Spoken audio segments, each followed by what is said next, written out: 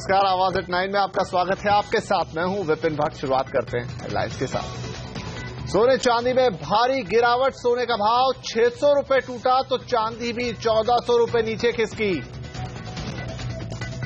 अब आपकी ईएमआई होगी कम, पुराने ग्राहकों को फायदा मिलना पक्का। रिजर्व बैंक ने तय किया बेस रेट का नया फॉर्मूला। गुजरात में आगे बढ़ेगा मारुति का प्लांट, 90% शेयर धारकों ने दी मंजूरी। कंपनी ने कहा डील से होगा शेयर धारकों को फायदा। आम आदमी पार्टी ने वित्त मंत्री अरुण जेटली पर लगाए डीडीसीए में घोटाले के आरोप। वित्त मंत्री ने आरोपों से किया इनकार, कहा झूठा प्रचार कर रही है आप। मेरे संबंध में लिखा कि इनके खिलाफ कुछ नहीं है। ये तो पिछली सरकार जिसमें मैं विरोधी था उसके कार्यकाल में यह जांच थी। और आज प्रधानमंत्री मोदी से मिले गूगल के सीईओ सुंदर पिचाई। श्रीराम कॉलेज में छात्रों से भी खूब हुई बातें, कहा भारत का भविष्य अच्छा है।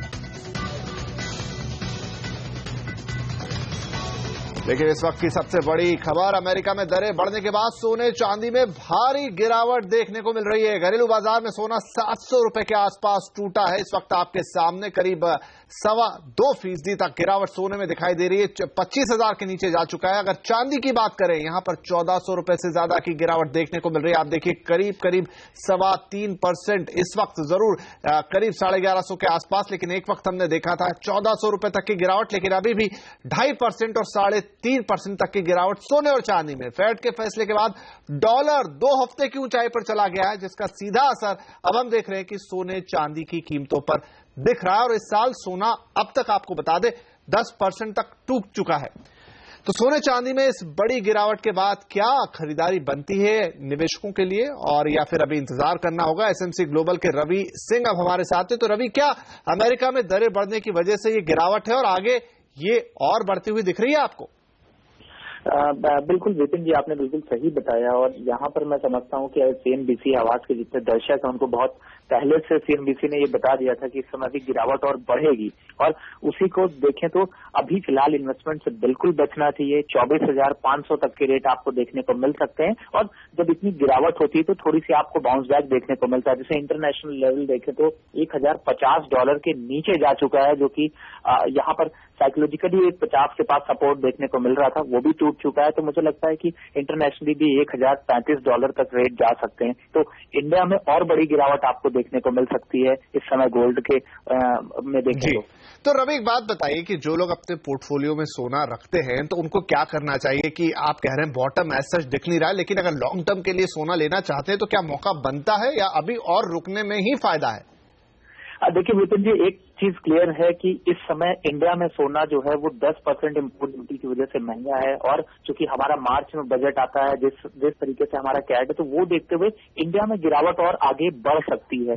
यानी कि अगर इंटरनेशनली यहाँ से $20 से $25 और गिर सकता है, तो इंडिया में 10% ऑलरेडी महंगा है। तो मुझे लगता है कि शायद आप अगर 10% में 2% भी रियायत होती है तो ओवरऑल देखें तो 23,000 तक के रेट आपको डिप में देखने को मिल सकते हैं। तो फिलहाल पोर्टफोलियो हो या फिर ज्वेलरी शॉप में आपको खरीदारी करनी हो, बचना चाहिए इस समय। और मुझे लगता है कि इस बार बजट का इंतजार भी करना चाहिए लोगों को। उस टाइम पे सोने में और मंदी गहरा सकती है। चलिए, बहुत बड़ी और अच्छी बात यहाँ पर रवि बता रहे हैं कि ये गिरावट और बढ़ती हुई दिखाई देगी। आज ही हम देख रहे हैं 2.5 से 3.5% तक सोने चांदी में गिरावट है। और खासतौर से सोने की बात करें, जो लोग खरीदना चाहते हैं और खासतौर पर निवेश के तौर पे खरीदना चाहते हैं, फिलहाल बचे रवि कह रहे हैं कि अभी आपको बजट तक का इंतजार करना चाहिए, वहां पर और थोड़ी सी हम नरमी आते हुए देखेंगे। बहुत शुक्रिया रवि हमसे बातचीत करने के लिए।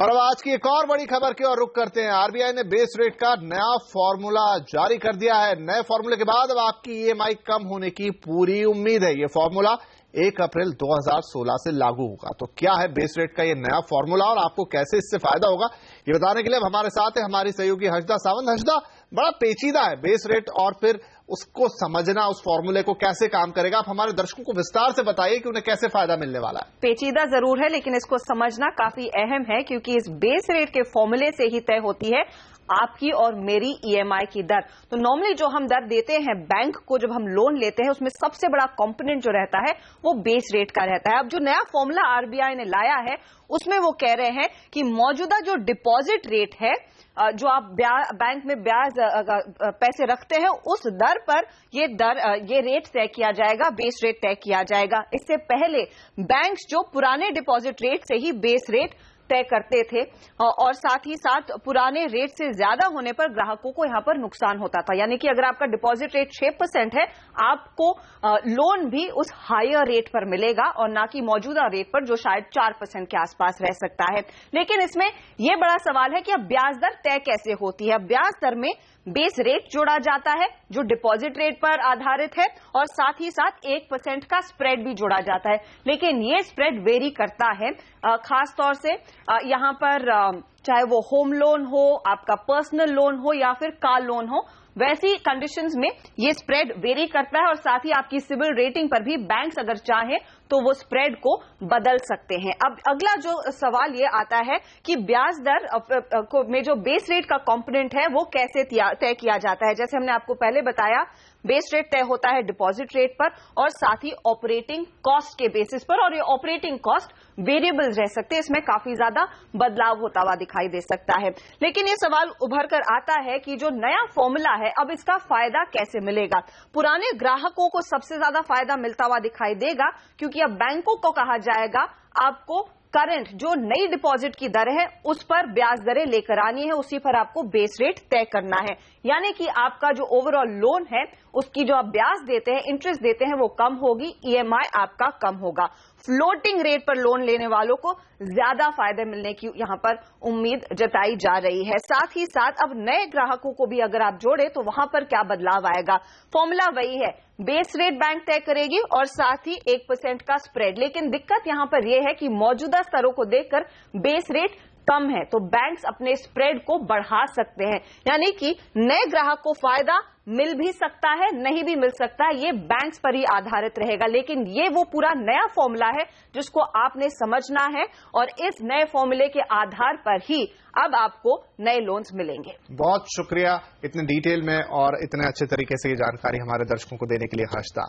और यहाँ पर अरुंधति भट्टाचार्य जो कि एसबीआई की चेयरमैन है, उनका भी कहना है कि इस नए फॉर्मूले से ग्राहकों को तो फायदा होगा ही होगा, लेकिन वो देखती है कि बैंकों को भी फायदा होगा।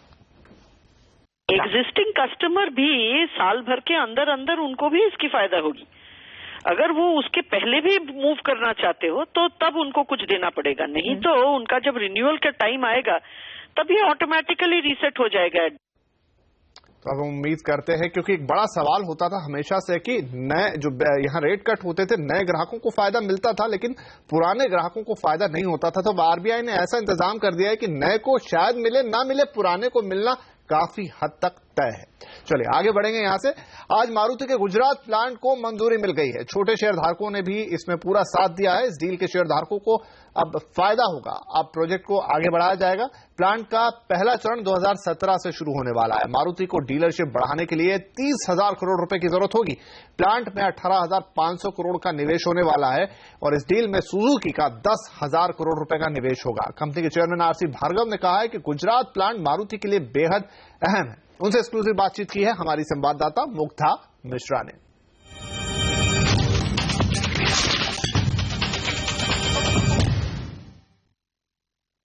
कंग्रेचुलेशन सर, फाइनली एक बड़ा स्टेप जिसका बहुत दिनों से आप इंतजार कर रहे थे।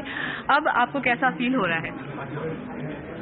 अब ये लग रहा है जैसे इम्तिहान खत्म होने के बाद रिजल्ट जब आता है तो एक किस्म की रिलीफ आती है कि भाई पास हो गए।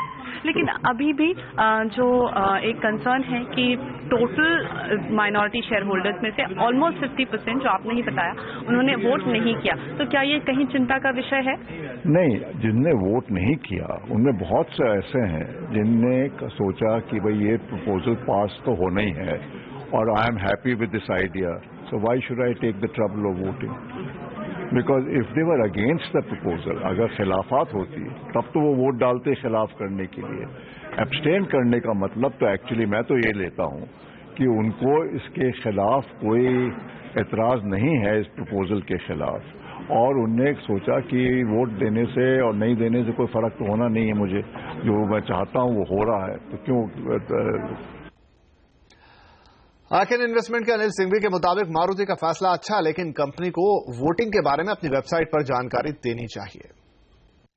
मैं मारुति सुजुकी से रिक्वेस्ट करना चाहूंगा कि वो पूरा voting share holder by share holder अपने वेबसाइट पर डाले, क्योंकि ये एक पब्लिक डोमेन में इंफॉर्मेशन होनी चाहिए कितने लोगों ने इसके फेवर में किया है और किसने ने अगेंस्ट में किया है। और चूंकि 89% अगर फेवर में आया है तो मारुति सुजुकी के लिए भी एक बहुत बड़ी बात है कि वो बताएं कि किन किन शेयर होल्डर्स ने उनके पक्ष में फैसला दिया है। तो मैं ये विनती करूंगा उनसे कि वो एक नया ट्रेंड रिकॉर्ड चालू करें इंडिया के अंदर कि पूरा वोटिंग जो भी हुआ है share holder by share holder they should put on their website.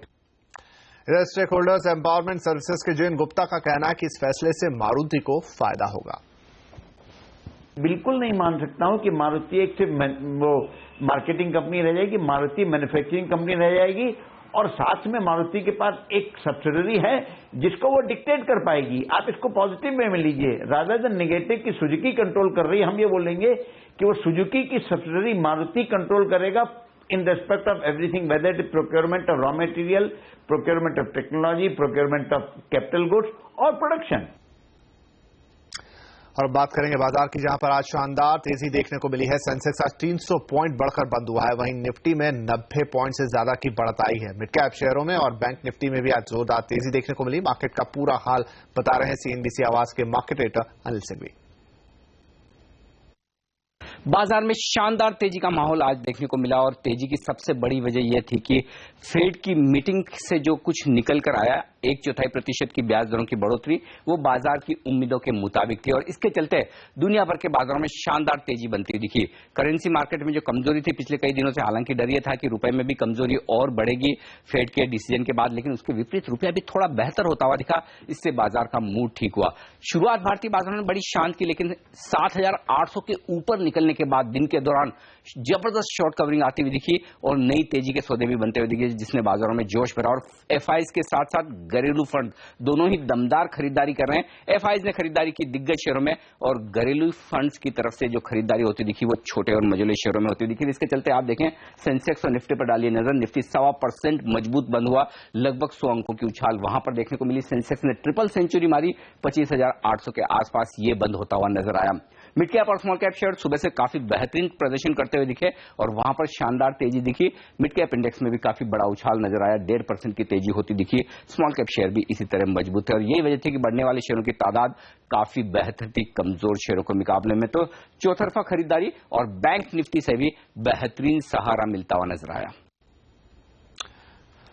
तो यहां पर अब लेते हैं आवाज एट 9 में एक छोटा सा ब्रेक, लेकिन जब ब्रेक से वापस आएंगे तो आपको बताएंगे कि गूगल के सीईओ पिचाई का कैसा रहा इंडिया टूर का दूसरा दिन, क्या बातें हुई, किन से मिले, पूरी डिटेल इस ब्रेक के बाद।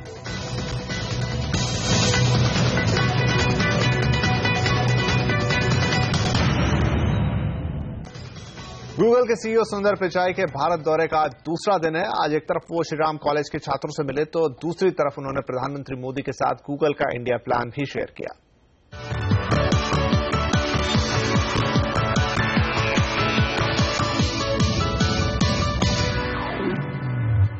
गूगल के सीईओ सुंदर पिचाई ने अपने दौरे के दूसरे दिन आज शाम प्रधानमंत्री मोदी से मुलाकात की है। मुलाकात में पिचाई को मोदी के साथ गूगल का इंडिया प्लान पर बातचीत का कार्यक्रम था, जिसमें प्रधानमंत्री की महत्वाकांक्षी डिजिटल इंडिया योजना पर भी बातचीत शामिल थी। हालांकि आज अपने दिन की शुरुआत पिचाई ने दिल्ली के एसआरसीसी कॉलेज के छात्रों से बातचीत के साथ की। पिचाई ने एक बार फिर से इस बात पर जोर दिया कि भारत में हर नागरिक के पास इंटरनेट की पहुंच होनी चाहिए।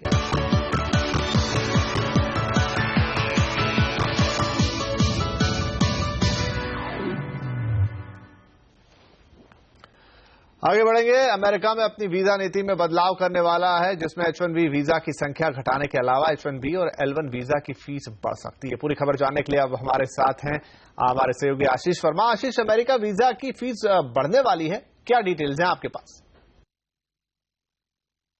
देखिए, यूएस कांग्रेस ने जो H1B वीजा और L1 वीजाज होते हैं जो बहुत पॉपुलर है इंडियन आईटी कंपनीज के बीच में, उसमें जो स्पेशल फीस है उसे बढ़ाकर $4,500 कर दिया है। कहा जा रहा है इसको इस्तेमाल करा जाएगा जो 9/11 के हेल्थ केयर स्पेंड्स हैं और साथ साथ बायोमेट्रिक ट्रैकिंग सिस्टम्स पर इसका खर्च होगा। कांग्रेशनल लीडर्स ने कल वहां पे $1 ट्रिलियन के इस बिल को मंजूरी दी है, स्पेंडिंग बिल को मंजूरी दी है। उसी के साथ साथ यहां पे ये स्पेशल फीस बढ़ाने की बात सामने आई है। हालांकि कल यूएस हाउस ऑफ रिप्रेजेंटेटिव्स यहां पे इस $1 ट्रिलियन के बिल पर फाइनल वोटिंग करेंगे। भारत ने अमेरिका की नई वीजा नीति का कड़ा विरोध किया है। वाणिज्य मंत्रालय और नेस्कॉम ने यूएस को चिट्ठी लिखकर अपना विरोध दर्ज किया है। वाणिज्य मंत्रालय ने H-1B वीजा की संख्या बढ़ाकर 10,000 करने की मांग की है। If somebody is applying for 10,000 visas, तो उस पर तो कुछ तो असर पड़ेगा ही, और खासकर ये कि अगर वो वीजा मिलना भी अगर मुश्किल हो जाए तो it will be difficult to move. तो ये हमारी जरूर ये हमारी जो कर्तव्य है या जो रिस्पॉन्सिबिलिटी है वो because of all the companies who are doing work in America, हमें जरूर ये प्रोटेस्ट करनी चाहिए कि फ्री ट्रेड पे आप कोई बाधा मत डालिए। पर ये कोशिश तो हम जरूर करेंगे, मगर जैसे मैंने कहा ये कोशिश करना तो हमारा फर्ज बनता है, मगर prepared for a new regime जिसमें काफी हद तक it be difficult to get visas, वो भी हमें करनी चाहिए जरूर। टाटा स्टारबक्स की सीईओ अवनी दावड़ा ने इस्तीफा दे दिया है। उनकी जगह अब सुमी घोष ने ले ली है। अवनी दावड़ा 3 साल पहले भारत में स्टारबक्स की शुरुआत से ही कंपनी से जुड़ी हुई हैं। कंपनी की ओर से कहा गया है कि ट्रांजिशन के दौरान दावड़ा कंपनी की नई सीईओ सुमिता घोष की मदद करेंगी। दिल्ली एनसीआर में 2000 सीसी से ज्यादा की डीजल कारों के रजिस्ट्रेशन पर रोक के बाद यहां इन कारों की बिक्री ठप हो गई है। लोग या तो दूसरे मॉडल के विकल्प तलाश रहे हैं या पड़ोसी राज्यों से कार खरीदने का मन बना रहे हैं। इस वजह से डीलर्स के करीब 1500 करोड़ रुपए अब फंस गए हैं। आप लेते हो तो 30 नंबर दिल्ली रहेगा। दिल्ली में महिंद्रा के इस शोरूम में कर्मचारी ग्राहकों को यही समझाने में लगे हैं कि अब वो XUV 500 या स्कॉर्पियो नहीं खरीद सकते। शोरूम अब उन्हें TUV 300 या S101 खरीदने की सलाह दे रहा है, जो 2000 सीसी से कम के हैं। स्कॉर्पियो की सोच के आए थे, स्कॉर्पियो लेनी है। अब आके पता चला कि भाई सुप्रीम कोर्ट के ऑर्डर के हिसाब से पॉसिबल ही नहीं है, तो अब दूसरा प्लान कर रहे हैं। XUV 500 खरीदने आए थे, तो हमारा पूरा प्रोग्राम था कि हमने 4 या 5 तारीख तक परचेज करनी है, बट जब से पता चला है कि रजिस्ट्रेशन बंद हो गया है तो हम सोच रहे हैं कि क्या करें, लेकिन समझ नहीं आ रहा है। हम ये सोच रहे हैं उत्तरांचल से या हरियाणा से कहीं से रजिस्ट्रेशन करके परचेज कर लें। सुप्रीम कोर्ट के बड़ी डीजल कारों के रजिस्ट्रेशन पर रोक से मर्सिडीज और ऑडी जैसी लग्जरी ब्रांड के अलावा महिंद्रा और टोयोटा जैसी कंपनियां ज्यादा प्रभावित हुई हैं। इन कार कंपनियों के पोर्टफोलियो का बड़ा हिस्सा SUV कारों का ही है। सिर्फ दिल्ली NCR में इन कार कंपनियों के डीलर्स के पास करीब 500 करोड़ की इन्वेंट्री ऐसी गाड़ियों की है जो 2000 सीसी या उससे ज्यादा की है।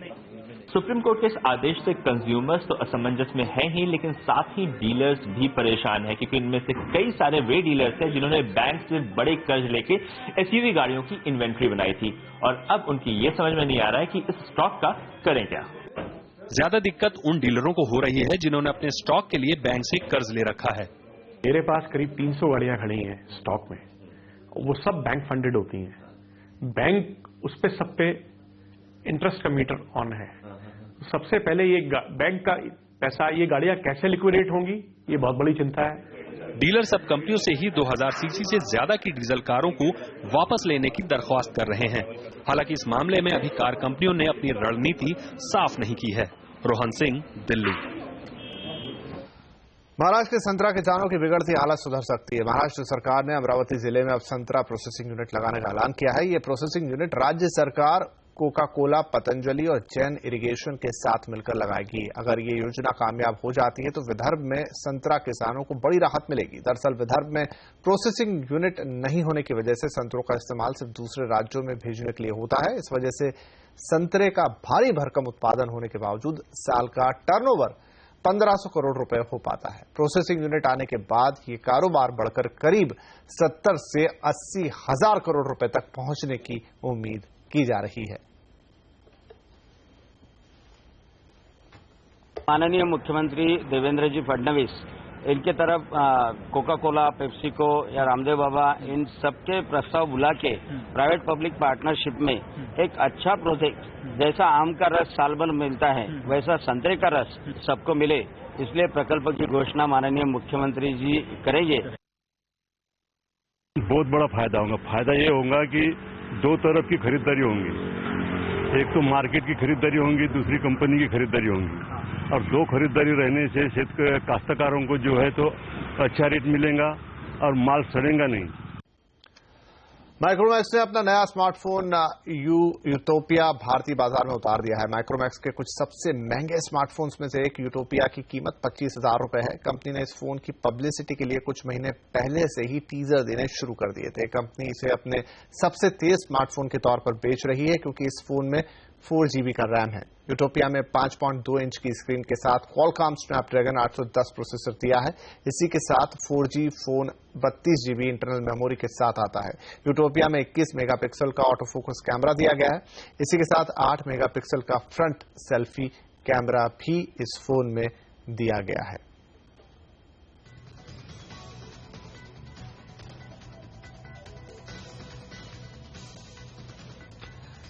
कल बॉक्स ऑफिस पर मस्तानी और दिलवाले का मुकाबला है। ऐसे में सभी को ये जानने की दिलचस्पी है कि क्या मस्तानी दिलवाले पर भारी पड़ेगी या फिर दिलवाले कमाई लूट कर ले जाएंगे। पर अभी तक ज्यादा स्क्रीन हासिल करने की रेस में कौन आगे है ये साफ नहीं हो पाया है। इरोस इंटरनेशनल, जिसने इस साल ईद पर बजरंगी भाईजान रिलीज की थी, उसी वक्त उसने सिंगल स्क्रीन थिएटर के सामने शर्त रखी थी कि उन्हें बाजीराव भी दिखानी होगी। लेकिन मस्तानी का मुकाबला दिलवाले से होने की वजह से टक्कर बढ़ गई है। ऐसे में साफ है कि बॉक्स ऑफिस पर यह टक्कर बहुत जबरदस्त रहने वाली है।